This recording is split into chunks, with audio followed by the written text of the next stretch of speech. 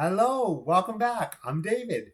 This is round two of the time with me and my mom where we're talking about stuff. This time we're doing something different. She's got her master's in marriage and family therapy, so we're going to be talking about marriage and relationship stuff. Exciting. Oh, I put my hand up, but you can't see it there. Yeah, it's going to take me a little bit to get used to this. I'm sitting on the other side today, so as you can see, it just throws everything off.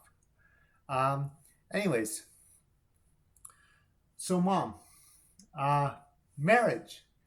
It's big. I've heard it's hard. I've heard it can be really good. Things like that. What what are some things, what are, if you can, five things that you think are just general, really big tips? Might help relationships in general, but specifically for marriage. You're like, man, if more people knew of all this, it would go so much better. Okay, well, one of the first things I think is a sense of humor. Okay.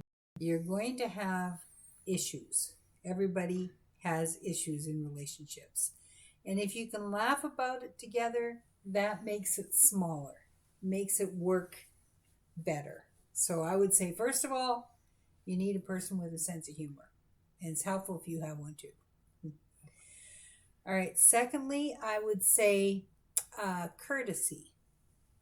Again, there are going to be issues, there's going to be challenges that you have to face.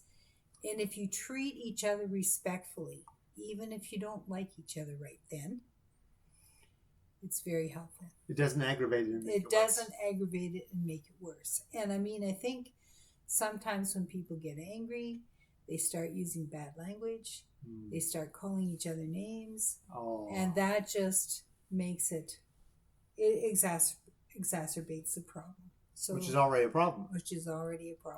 So, courtesy, treat each other with courtesy. I've heard one sort of tip somebody said is that they agreed, this husband and wife, that whenever they fought, they would hold hands while they fought. Did it help, did they say? Yeah, it did, because you remember that you love that person. Okay. So, of course, love is crucial. You shouldn't be marrying somebody that you don't love. And so, when you're having a challenge, remind yourself, I love this person. They're important to me. They're vital to me. And so it's worth it to go the extra mile to try and fix things. That is so important, because there are times in every relationship where the other person can just drive you nuts. And it's tempting to just, say, this is too much, I can't take it. But remind yourself that you love this person. Let me put in something here. What happens if they say, well, I just don't love them anymore? I fell out of love. Yeah, I remember when Walter and I were talking about getting married, and I said to him, what happens if I wake up one day and I don't love you anymore? And he says, well, we're going to talk about that. and the fact is that there will be days that you feel that way. That's just the reality of life. There will be days when the other person is just so annoying you can't stand it. And then you have to remember that those days will pass. Hang in there, and things will get better. And I think I'm just going to sidetrack here for a second, because I remember learning about the life cycle of the marriage was immensely helpful to me. Typically, every marriage goes through a life cycle. So typically you start down at the stranger level, and then you get to know each other. And as you get to know each other, you care about each other more and more. And you reach a pinnacle where you're ready to commit, to get married. And things typically go up a little bit more. And then there's this drastic fall off. And guess when that happens? It's the birth of the first child. And what happens is, all of a sudden, you're not getting any sleep, you're not getting any sex, you have total responsibility for vulnerable human being, you don't have the time to spend together that you used to, and there's another person involved in the mix. And so that is a huge drop off in terms of marital satisfaction at that point. And if you don't realize about the life cycle of the marriage, people can quit. They can give up. Where if you hang in there, it slowly improves as you start getting more sleep. But typically what happens in the life cycle of marriage is it goes back up. Well, when would that happen? When your kids leave, or is it before? When the kids leave home. Yeah, man, you may have to do one on kids, because it sounds like kids are the best idea ever. Well, they are, really. But it is a big responsibility, and there are challenges. And so your chance to actually be a couple as such, where you're really spending your time together and enjoying the things that you always liked about each other, typically starts happening about the time your children leave home. But then, I mean, if you'd realized this back when you're getting no sleep and feeling horrible and all of that stuff, you'd think, okay, I just have to hang in there a while and it is going to get better. And I know that was very helpful for me. So, what was I talking about though? So the first three things: a sense of humor, courtesy, and love. Love is so important. I would say the next thing is integrity.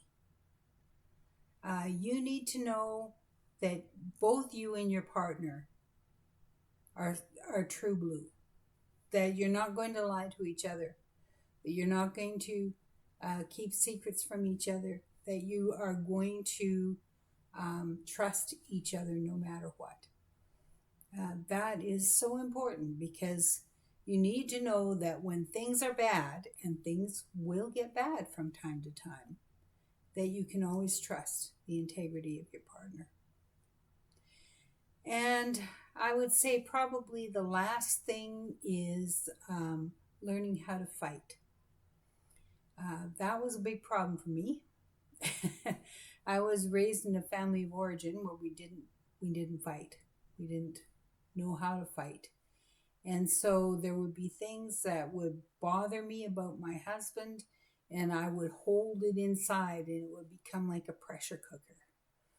And then every now and again, I've seen my mom get angry. It doesn't happen very often, but she gets scary. Yeah, when I got mad, I would get scary. And so what we've learned now is that we have little fights on a regular basis.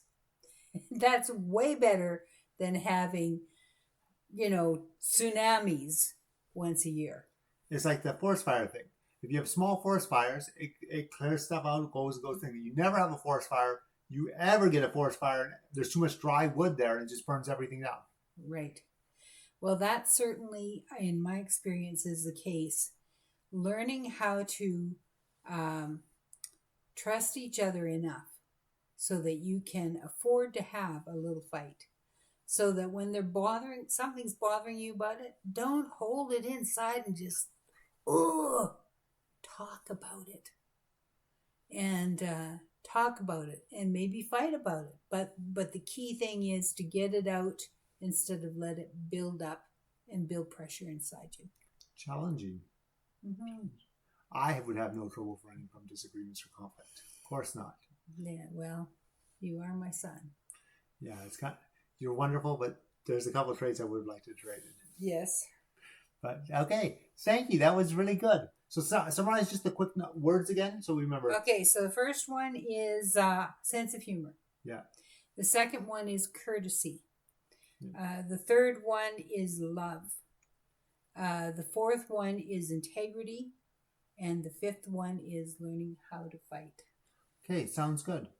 I'm going to bring up one right now that you talked about for, I don't remember which one, but you specifically talked about, I heard just today, in fact, about Douglas Adams, a famous podcaster, Some of his stuff I really like, some of it I don't. I don't really listen to podcasts, but I've read a book of his.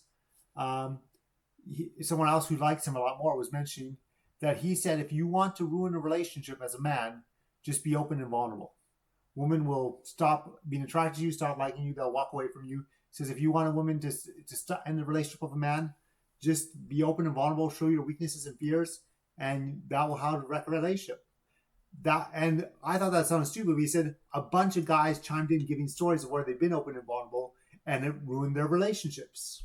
And I thought that was really interesting because one of the things I was really looking forward to was at least, maybe occasionally not, but most of the time having a real open, honest, vulnerable relationship with people, with someone special who loved me and I love them. So agree, disagree? If so, why? What? Any parts you think are true? Any not? Well, I would think that this may very well be true during the dating game. Okay.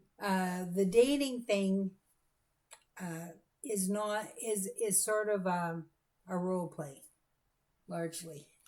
Maybe why I'm so good at it or bad at it or however you want to put it, yeah. And so I think what happens in the dating game, it's all about showing your best foot forward. And that doesn't necessarily mean being vulnerable and being open. But it's about coming across like you've got it together. I'm sorry about that. But I think there's a lot of truth that in the dating game, that is sort of what the expectation is. And so if you are open and vulnerable, you come across to some women like a wuss. And a wuss is not what you want to come across as. Now, I would hope that is different when you're talking about a long-term relationship or a marriage. That's where you should be able to be very vulnerable, very open, to be able to say, this is how I'm feeling, and this is what I need. You say that. You say you should. Is it actually, though? Do you think it's maybe a 1 1/3? That, okay, for the lucky guy, this guy can be vulnerable. Most guys shouldn't. Or do you think maybe after you wait to the first 5 years of marriage and then you start getting them know that there's cracks because they probably guessed by that point anyways? Or well, I would think that you shouldn't have to wait 5 years. Yeah. That's ridiculous in my view. I think that once you get past the dating game where you've actually made a commitment to each other, that you can start being open and vulnerable with each other. And I think you need to be, when you're going to give it a try, don't do all at once. Don't do it all at once. Don't do 100%. But you can say, I wanted to share this with you and I'm feeling kind of open and vulnerable. Is this okay? Is this a good time? Is this a good time? Because maybe it isn't. But I would definitely feel that if you give your partner some warning. Yeah. That's what I'm doing here. I'm not a wuss, but I have something I want to share with you. It should be fine. Okay, interesting. What was I going to say? Just aside for the audience, Douglas Adams, who I do think is really smart, has been divorced twice, so he may not have been in the best relationships foreseeing how this is supposed to work, or he may not, what he's saying, yeah, it may not be good. I'm also curious, what do you think this does for relationships? So both sides are putting on their best side, and you're only trying to guess where their flaws are, but you're enraptured and butterflied, so you wouldn't be seeing them well anyways, even if they weren't doing that. Right. And then you get married, and then you start seeing all their flaws. How do you think that's part of what's messing relationships up so much, or what? Yeah, I do. I think this role playing is really not good. Like a little bit can be fun at times, right? You don't want that as your whole identity. But the thing about it is, so why are you getting married? Well, do you really know this person that you're marrying? Probably not. You know their structured, curated self, not the real self. The version they wanted you to see. The version they wanted you Plus to see. Plus whatever accidentally slipped. And so, that's not great. Because Yeah, how do you make a real relationship out of something that is starting out quite fake? So, next question.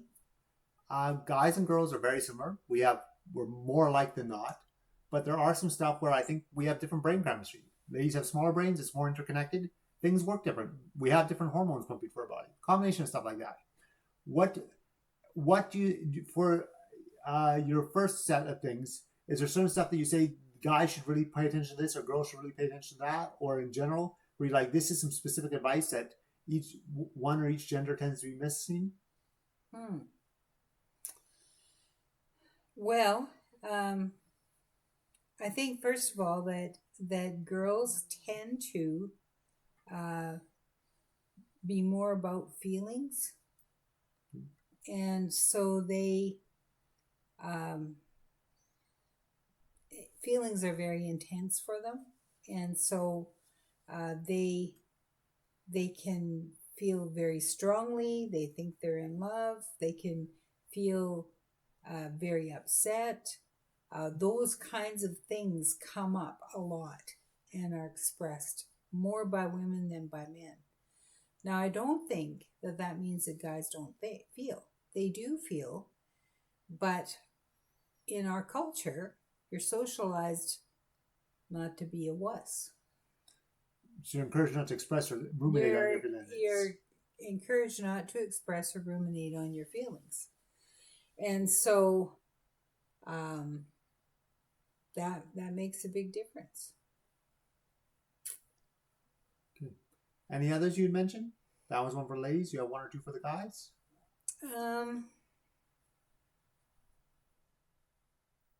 Well, never having been a guy. Yes. We'll take that with a grain of salt. But like, I was talking to a friend and they're like, you don't know me as well as I do. I know myself. And that's true. I disagree with them on something and I don't know them as well as I know myself. But an outside observer can still give you interesting stuff and stuff you might miss because you're inside the paradigm. True.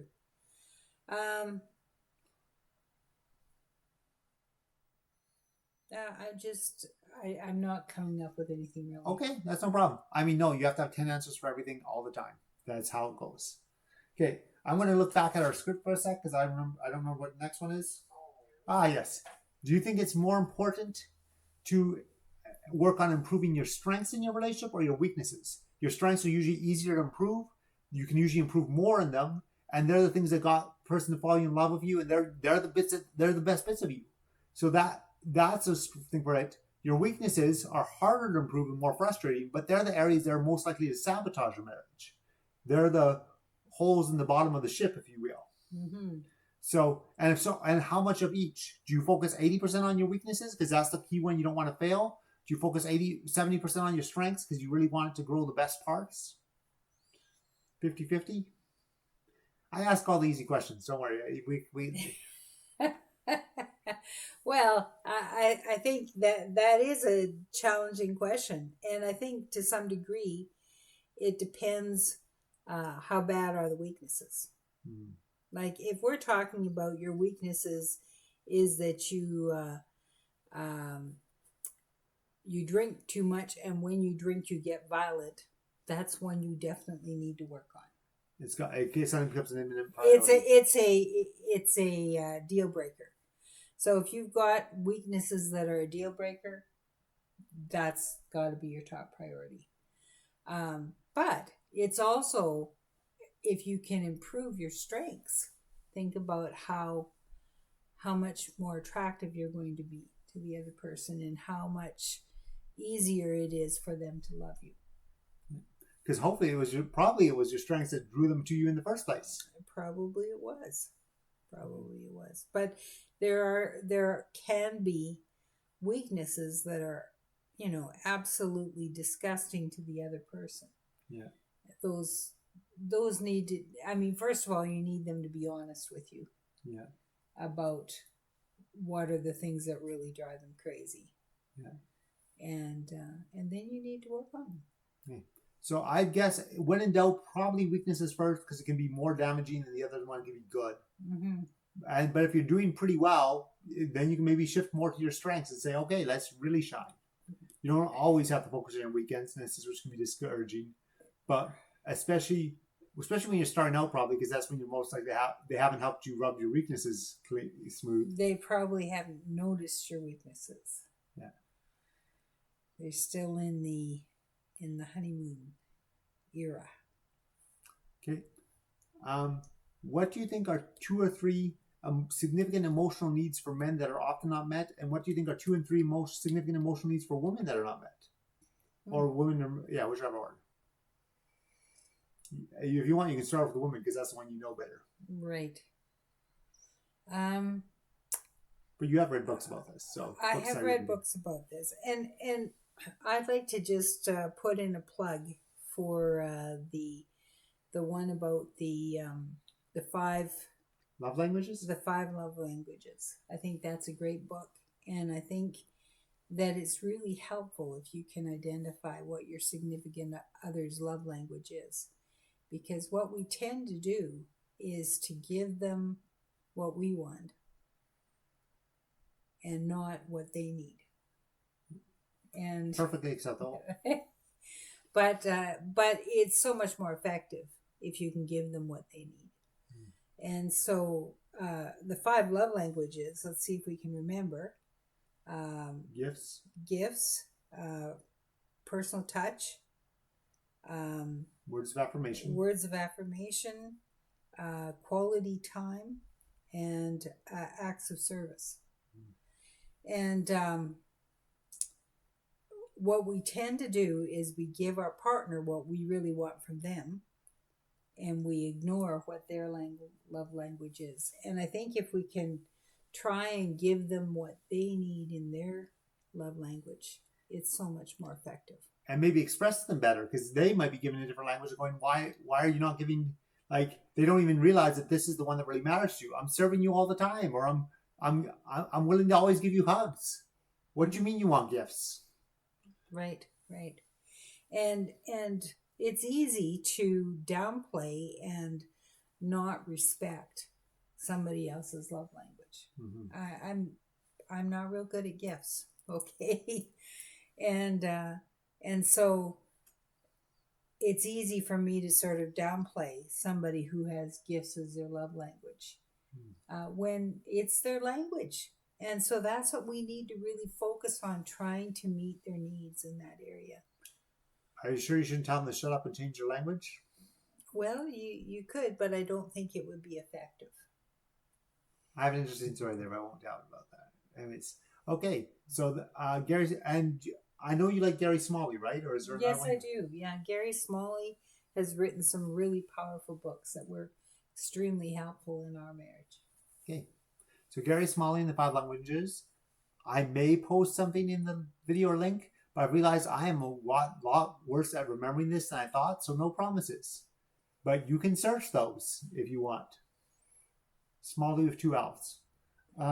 Anyways, back to our thing. So what are some emotional needs that women have but maybe have trouble expressing, or especially have trouble getting fulfilled, etc.? Well, I think one of them is conversation. I think ladies tend to visit more than guys. Yeah.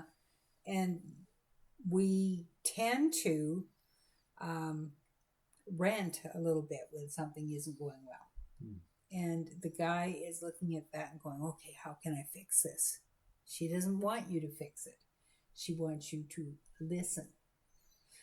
Listening's overrated, everyone knows that, especially in relationships. And so I think for women to feel like that somebody has really listened to them, that they care enough to really not fix it, but hear when something is a concern.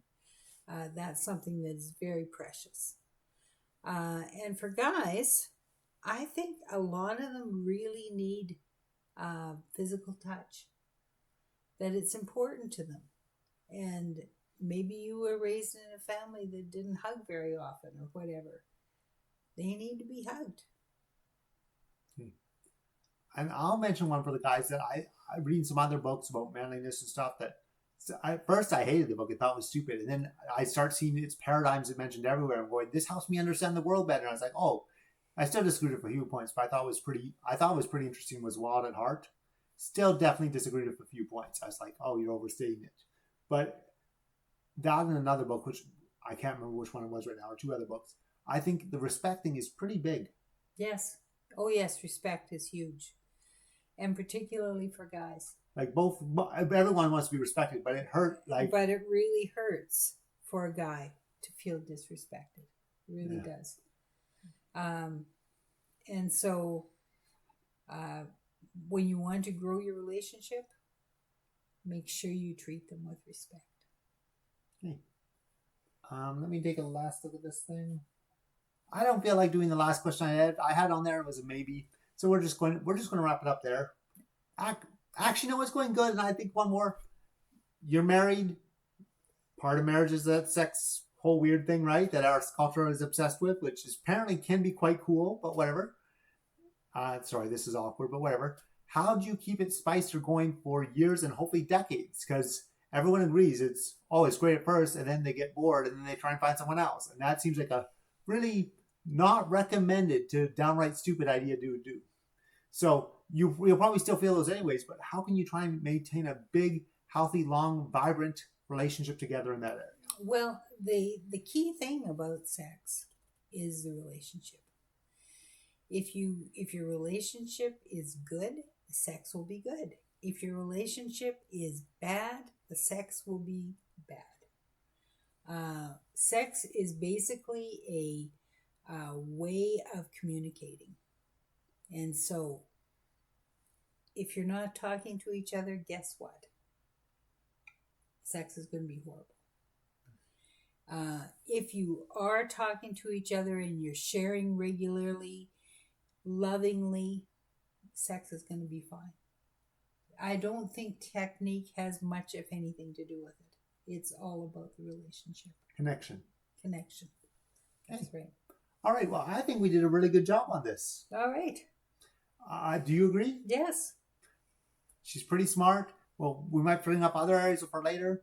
Anyways, she's not a marriage counselor right now. She used to be. She's doing other stuff now, but might come up. But anyways, here, fist bump, and I will turn this off.